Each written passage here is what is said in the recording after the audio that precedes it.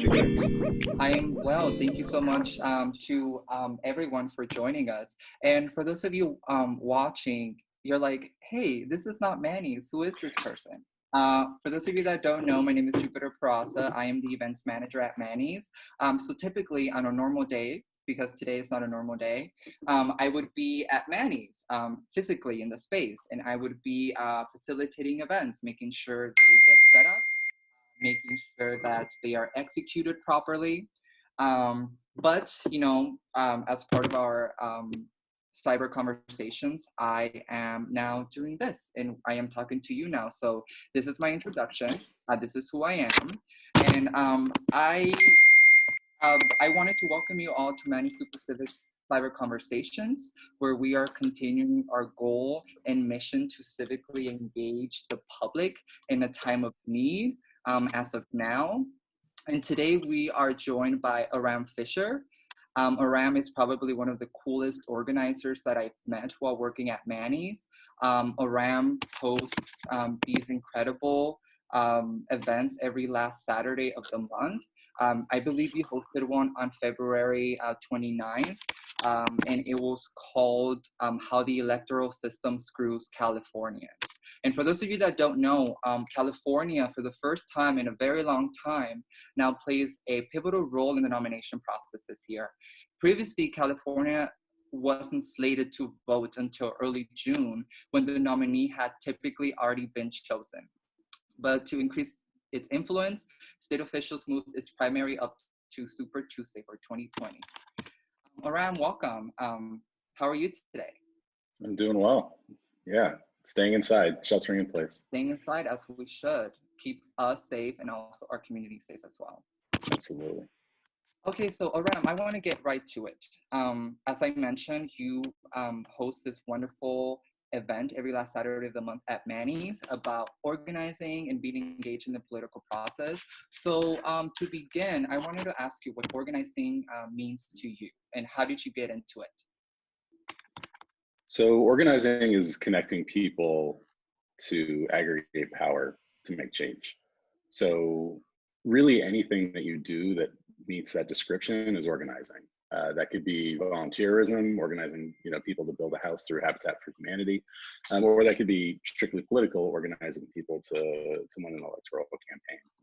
So for me, I grew up in Berkeley. I grew up in the East Bay, and I like to say that my first breath was an act of resistance. Just kind of was what you do when you grow up in Berkeley. Come from a long line of activist women in particular, and was organized by BAM, By Any Means Necessary, in the 90s against a bunch of Pete Wilson's policies. 187, I was a little young, but 209, which is the anti-affirmative action proposition, 227, the anti-bilingual education, also around increasing student spending in the state, and continued as an activist for really until 2016. Doing what I could. I worked on both Obama campaigns. I worked against the Iraq War. There's a number of other experiences in there. And like a lot of people, I woke up on November 9th, 2016, horrified at what was going to come next. And I tossed and I turned all night. I ended up breathing through my teeth, literally seething. And then it just kind of snapped, and I decided that, all I can do is what I can do, and I'm going to commit to doing that every single day. And that's what I've done since November. And the first sort of home that I found for my activism and then my organizing when I stepped up later on was Indivisible San Francisco, Indivisible SF. So we actually went to our second meeting ever in January of 2017, the Code for America, just down in Selma, with 69 other very afraid people looking to make change. And it all kind of has developed from there. Awesome. Can you share a little bit more about Indivisible California? I was reading up on it, and I think it's wonderful. I think the goals and the message of the organization itself are an example as to what us constituents should be reaching for. Yeah, absolutely. So Indivisible started as really just a Google Doc. Around Thanksgiving of 2016, there was a number of current and former staffers from Capitol Hill who worked in the offices of representatives and senators who basically took the Tea Party playbook basically how the Tea Party built power after Obama's election, and then turned it on its head to build, as a blueprint for creating progressive change in the Trump era. And it went viral very quickly. And by January of 2017, there was something like 6,000 groups that had formed across the country, and easily 1 million people who were at some level connected to an Indivisible group. So those groups all sprung up organically and independently. So San Francisco actually had 23 different Indivisible groups that now have collapsed into 2 or maybe 3 in San Francisco itself. Indivisible SF, has been the biggest one in the city, but there's also many, many hundreds more across the state, stretching all the way from places like, Eastern Plumas County Indivisible and Mendocino Coast Indivisible, going all the way down, to the border with Mexico. And then again, all the way across the country. So I know Indivisibles in Alaska, and Hawaii, and Maine, and Florida, and, literally everywhere in between. So the basic goal of Indivisible was to pressure our members of Congress to resist the Trump agenda, was the initial mission. So when you were seeing all those town halls with people, sometimes dressing down their member of Congress about taking away the Affordable Care Act, that was very often Indivisible members across the country. So, and then that later moved into resisting other parts of the Trump agenda, including the tax bill, which ended up passing, and really so on and so forth. All the judicial nominations, just these horrendous judges with very little legal background, none in some cases, racist bloggers and ghost hunters and all kinds of crazy people, that some of which have now become judges. So Indivisible looks really different depending on where you are. In Maine, it might look like trying to flip the Susan Collins senator seat. In California, a lot of it looked like flipping the 7 Republican seats that we flipped in the blue wave in 2018. It also looks like passing legislation in Sacramento. So particularly Indivisible San Francisco had something that we called our state and local group that grew under the leadership of awesome organizer named Jiggy into California State Strong, which has helped pass bills like AB 392, which addresses use of force policy in police departments across the state, and any number of other bills that have to do with generally progressive priorities. Okay, awesome. For those of you that are interested in Indivisible California, it is a pretty interesting organization. I'm going to ask my wonderful operator to post a link to the website on the chat, indivisiblecalifornia.org. Am I correct? So that website does exist. That's one way to do it. I would suggest that the best way to get involved is to actually go to indivisible.org and look on the map for different groups. And Indivisible, if you want to join Indivisible in San Francisco, it's indivisiblesf.org. And there's another group called Stand Up San Francisco. I'm not sure what their URL is. Okay. Another excellent group. And then if you're in, say, the East Bay, there's Indivisible East Bay, and Indivisible Berkeley, and Indivisible Elmwood, and there's a lot of us. So definitely, it does sound like a pretty extensive network. It is, yeah. So that's actually. Sorry, go ahead. And I was just mentioning that this is what we need right now: an extensive network to get connected to different places in the United States. So it's great, but yes, I will ask my operator to put the one for San Francisco. And if any of you guys are interested, feel free to do the research and find a place that has a chapter of Indivisible wherever you are. Yeah, absolutely. And before we move forward, I wanted to inform those of you that are watching that the first 20 minutes of this conversation is going to be this interview portion between Aram and I. For the last 10 minutes, I'm going to ask you guys to input questions into our Q&A portion, which should be down below. And in the last 20 minutes, in the last 10 minutes, which is in about 10 more minutes at 3:20, I'm going to be reading out some of your questions. So start brainstorming. If you have an interesting question that you would like me to ask, please feel free to input that.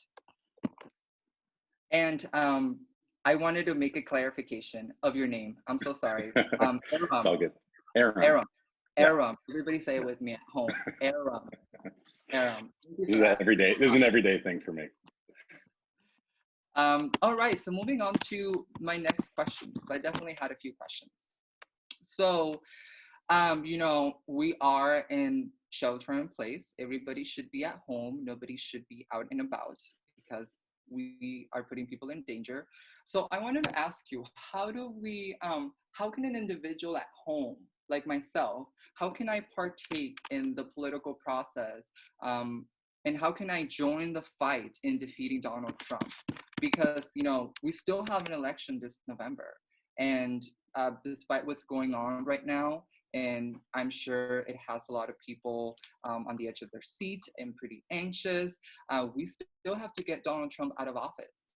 So I'm asking you, how do we engage while being at home? Absolutely. So one of my mentors has a line, which is whatever the problem, community is the answer. And so whatever the problem, community is the answer. And I think that has rung particularly true for me, and I hope others in this moment. It really takes a community to survive something like this and to take care of people that need extra help, and to make sure that our restaurants come back, that Manny's comes back stronger than ever when people can meet again in the space. By the way, you should totally sponsor Manny's. I'm a longtime sponsor and very happy to do that. So that's one thing you can do, is make sure that we can get things back, not only back to normal, but actually a more connected new normal, where we have a more compassionate society. We're going through this collective experience that can bring us together. And that ultimately is at the core of all organizing, right? Is finding out what is that shared objective and shared experience that you can organize around, right? It takes those bonds to do that. And in this moment, the number one thing that you can do is just love everyone around you as much as you possibly can. Just start there and strengthen those bonds that maybe you took for granted. Meet your neighbors if you haven't, from a safe distance, of course. But do what you can to build your community stronger. And because that will pay dividends later. Like if you want to do political organizing after the fact, that's a great thing to do. So that's the first thing, is just always center community, whatever you do, and try and have as expansive a view of what community can look like as you can. I have an extensive community of Indivisible leader friends across the country that we have a network of 500 to 600 Indivisible leaders from almost every state in the country. And these are people who have become dear, dear friends, and most of which have never met in person. So there's a lot of ways that you can do community, and I really appreciate Manny's for doing this series as well. So to the more nitty gritty, like what can I do right now? Not the the theoretical, philosophical stuff. There's some great organizations out there that are doing really tremendous work, helping things go digital. And the good news is that we've had a fair amount of practice, and we were pretty ready for this moment, I would say, as a movement. So one of the groups that I would recommend people participating with is called Flip the West. Flip the West, which I believe is flipthewest.com, focuses on flipping the Senate through the races in Arizona, Texas, Colorado, and Montana. And I believe is also, what was that? Flip the West. Yeah. So they're led by a number of different longtime organizers, very, very experienced, and they do a great job of targeting who to try to turn out to vote to flip Senate seats, so that Mitch McConnell is no longer leading the Senate, and also so that those states have better representatives or better senators than they currently have. So flipthewest.com will help you text bank, which is where you text people in those states to get them to vote. There will be phone banking. There's postcarding, where you write postcards to voters. That's a great one to go to. Another excellent organization, which I'm actually a volunteer with, is called Reclaim Our Vote. Reclaim Our Vote primarily registers deregistered voters of color in the South. So as you probably know, the Southern governors and elections officials have really created a sort of 21st century Jim Crow system when it comes to voting rights. And there's many, many people that have been purged from the rolls, very famously in Georgia and Florida, but really across the South. And Reclaim Our Vote does the hard work of finding out where those deregistered voters are and getting them re-registered by reaching out to them and saying, hey, here's how you can register, and here's a great way to do it. So both of those are really excellent options for trying to, create electoral justice and turn our Congress, and also, our presidency blue. Another really great one to give to is the Movement Voter Project. So the Movement Voter Project was started by an excellent organizer named Billy Wimsatt. And he woke up on November 9th, 2016 and said the donors can do it better, and created an organization that focuses on giving money to local organizers, particularly those that serve impacted communities, particularly in states that are particularly important electorally. So if you're a Black woman-led group in Milwaukee, that's like core to the mission of Movement Voter Project, is to deliver money to groups like that. And there's a few reasons for that. One is those groups are working year-round to improve the lives of people, and that's really, really great. If you give to a campaign, which I suggest doing also, if your candidate wins, their campaign goes dormant and they stop building power. If they lose, the campaign disappears and then they're really not building power. If you give to, say, Block out of Milwaukee, they're going to be building power in Milwaukee year round. And when it comes to electoral politics, that means more voters that turn out with more passion, that turn out their family and friends. And then all of a sudden, Wisconsin is voting a very different way than it did in 2016. And so the strategy there, they've got a couple different ones. One is a pandemic response fund.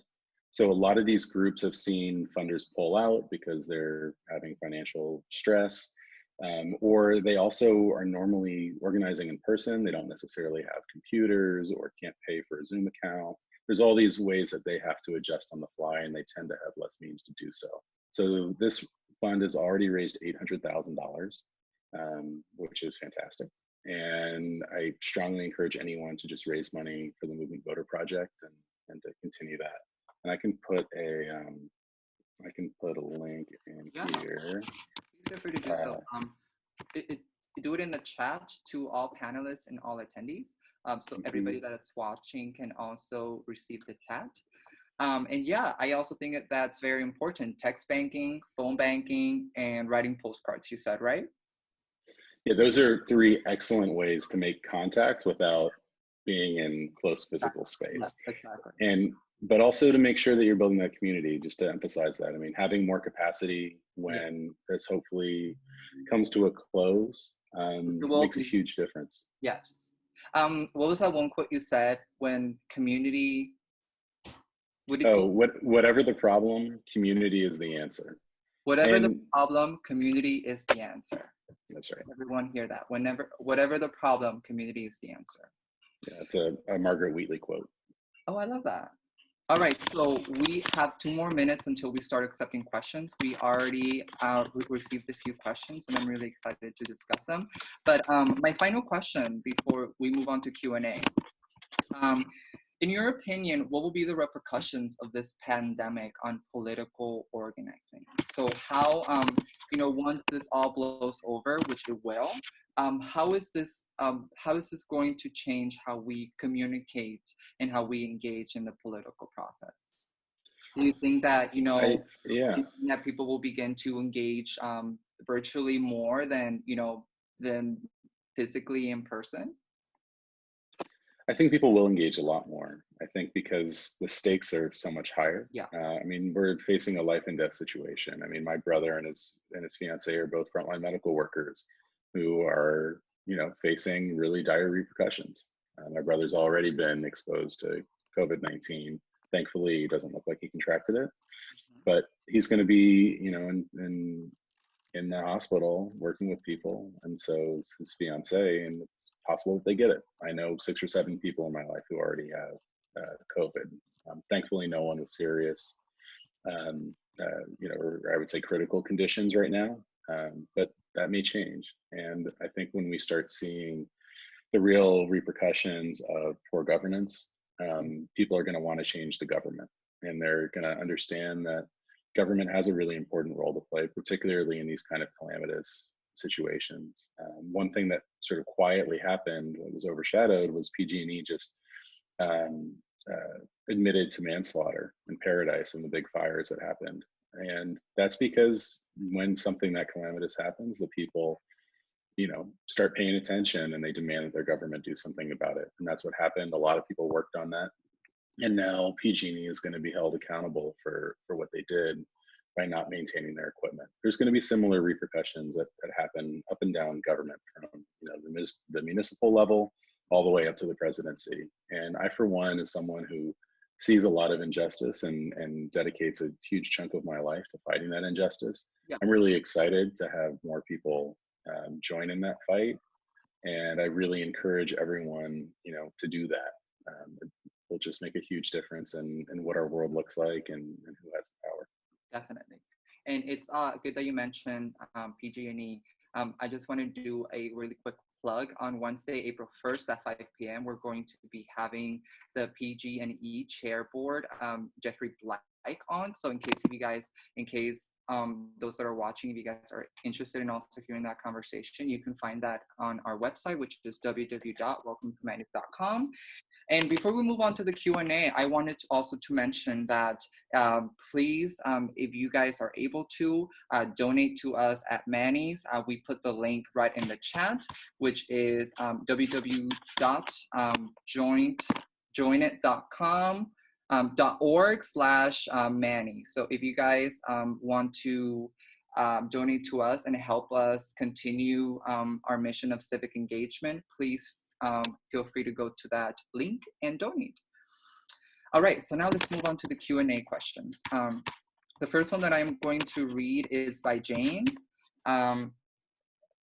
She says, hi, Aram, thank you for your work. I'm concerned about the disinformation that leads people to believe that Trump is doing a great job in this crisis. How can we fight these lies so that Trump can be held accountable? And a cute little shout out, Jane actually co-founded Indivisible Taiwan and recently relocated to the States, to San Francisco. So she is very glad to be on this chat with us. Hi, Jane. Thank you so much for joining us. Yeah, hi, Jane. Yeah, that's amazing. Indivisible Taiwan. It's really, really cool. Disinformation, I think, is one of the most fundamental problems that we have. Without good information, you can't have a good democracy. I think that what we can do about it, for one, is to spend a lot less time trying to fight with strangers on the internet and a lot more time trying to build more infrastructure that really fights disinformation. When you talk to a stranger on the internet, they don't owe you anything. You might not even be talking to a real person. You might be, tweeting at a bot. It's just not worth your time. You're not going to convince people. The thing that's really missing is deeper emotional connections with people who are on the other side, where they actually trust you to work with you.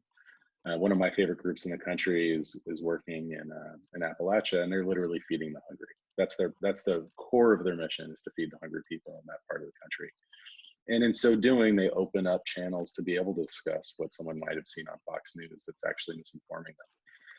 And I think that we really need to focus on that. I think another thing we need to focus on is actually, donating to places like Manny's, where truth gets shared, but also newspapers, and it can be bloggers and new media, I guess it used to be called at this point, because there are a lot of truth tellers out there, and we need to do more to lift them up instead of trying to figure out how to get around the New York Times paywall. Pay for the New York Times and the SF Chronicle and everything else. We need more good journalism, not the kind of slanted Fox News, Sinclair stuff that's going on. But it really will take authentic relationships and supporting the people doing that work to really do that. Definitely. Thank you for that. That was a wonderful answer and a wonderful question by Jane.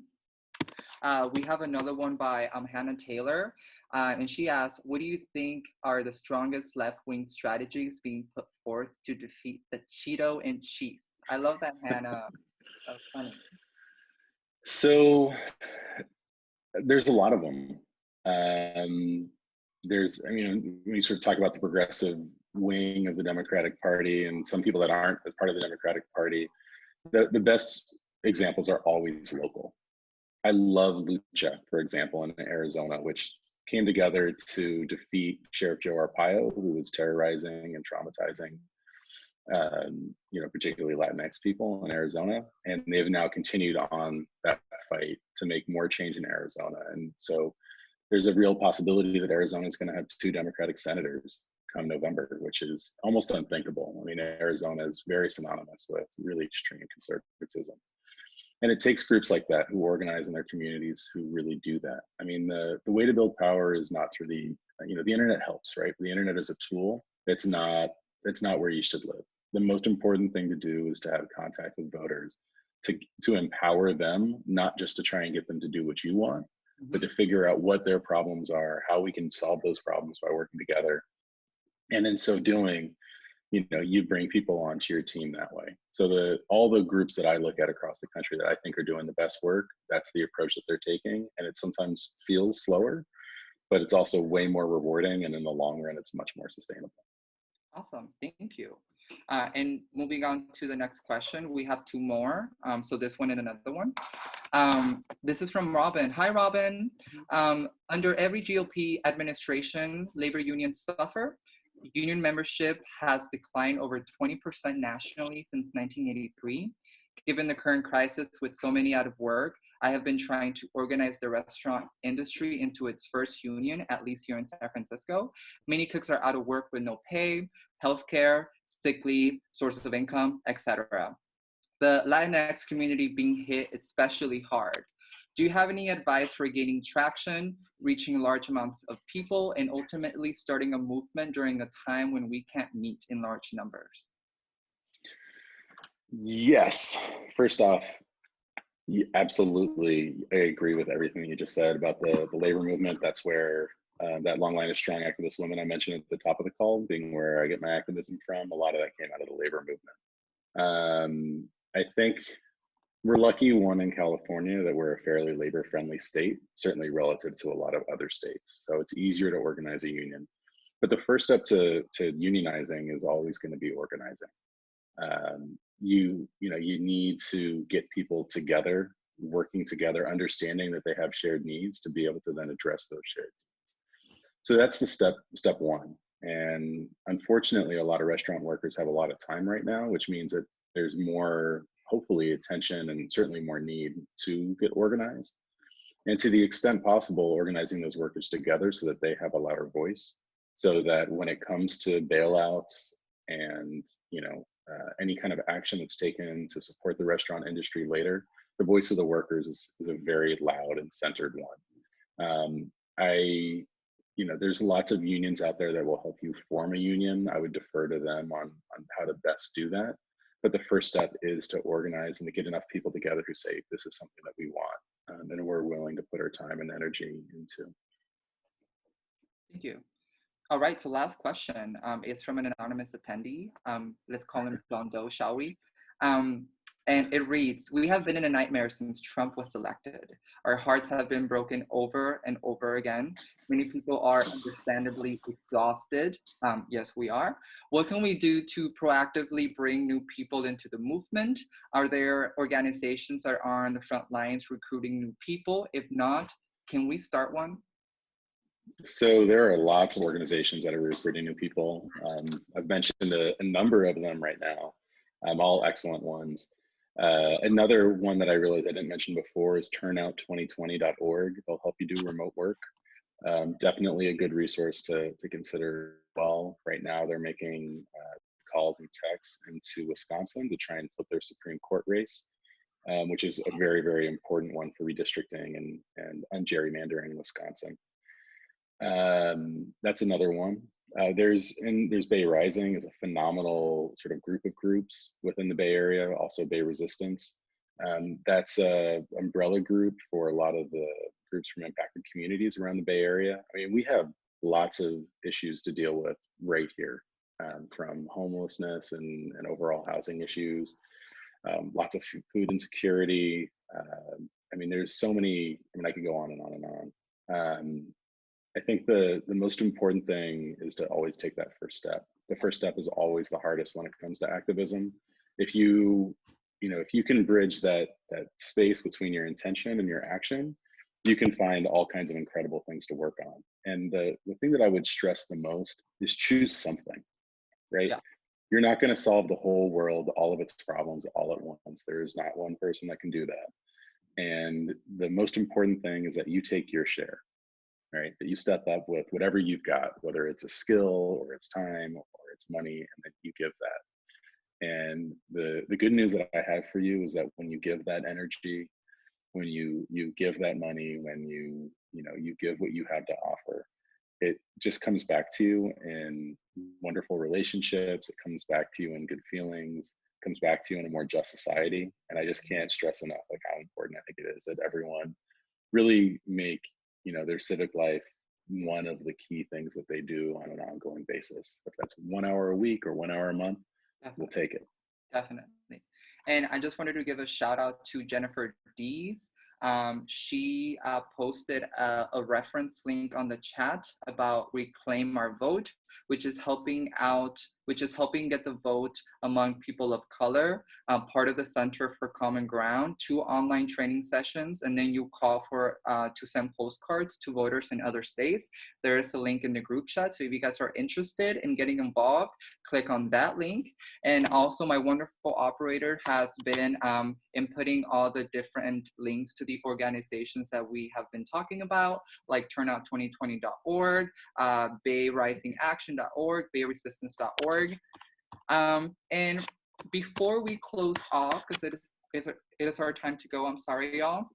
I wanted to remind you guys of the conversations happening today. We have one at 5 p.m. with Jeff Kositsky, who will be discussing how the city is addressing homelessness during COVID-19. At 7 p.m., we are going to be having a talk with Broadcast Stewart on how to keep San Francisco weird during a standstill. And tomorrow we have also 4 more events, 4 more conversations with wonderful speakers that will be touching on topics like climate change, organized crime in Europe, and some culture topics in San Francisco's restaurant industry, and abridged constitutional law 101. And before we go, I also wanted to do another plug to donating to Manny's.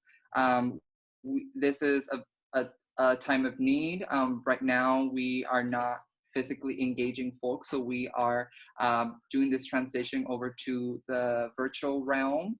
And please keep supporting us and the work that we do. I want to thank Aram for participating in this. Thank you for participating your time, your knowledge, and thank you for inspiring all of us and all the work that you do. I really hope to see you again once we reopen Manny's, which we will. And you continue to have your 2020 Vision series, which is every last Saturday of the month. And before leaving, I just wanted to reiterate, whatever the problem, community is the answer. Thank you, Jupiter. Thank you. And to everyone, please tag us online. And thank you to the Manny team for being awesome and making this happen. So thank you so much, you guys. And I'll see you guys next time. Bye, Aram. Bye. Thank you. Bye-bye.